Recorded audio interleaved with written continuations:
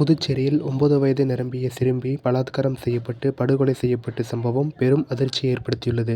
புதுச்சேரி மட்டுமின்றி மொத்த தேசத்தையும் இந்த சம்பவம் உலுக்கியுள்ளது. இன்று சிறுமியின் உடல் தகனம் செய்யப்பட்டுள்ள நிலையில் மாயமாகும் முன் மகள் கடைசியாக தொட்டு விளையாடிய பொருட்கள் மற்றும் புத்தகத்தை கையில் எடுத்து தாய் கதறி அழுத சம்பவம் அனைவரையும் கண்களையும் கலங்க வைத்தது. புதுச்சேரியை சேர்ந்த 9 வயது சிறுமி கடந்த 2ஆம் தேதி வீட்டருகே விளையாடிய நிலையில் திடீரென்று காணாமல் போனார். ஆனால் அப்போது தெரியாது அதன் பின் மிகப்பெரிய கொடூர சம்பவம் நடக்கும் என்று. அந்த சிறுமியை குடும்பத்தினர் தேடி பார்த்தும் கிடைக்கவில்லை. இதையடுத்து குடும்பத்தினர் முத்தியால்பேட்டை காவல் நிலையத்தில் புகார் செய்யப்பட்டது. போலீசார் விசாரணை நடத்தி வந்தனர். 4 நாட்களாக சிறுமி பற்றி எந்த விபரமும் கிடைக்கவில்லை. அதன் பின் தான் சிறுமியின் வீட்டருகே 100 மீட்டர் தொலைவில் ஒரு வாய்க்கால் உள்ளது. அதில் சாக்கு மூட்டையில் சிறுமியின் உடல் இருந்தது. சிறுமியின் கை கால்கள் கட்டப்பட்டிருந்தது. மர்ம நபர் அவரை கொன்று உடலை சாக்கு மூட்டையில் கட்டி வீசியிருப்பது தெரியவந்தது. இதையடுத்து சிறுமியின் உடல் மருத்துவர்கள் சோதனை செய்தனர்.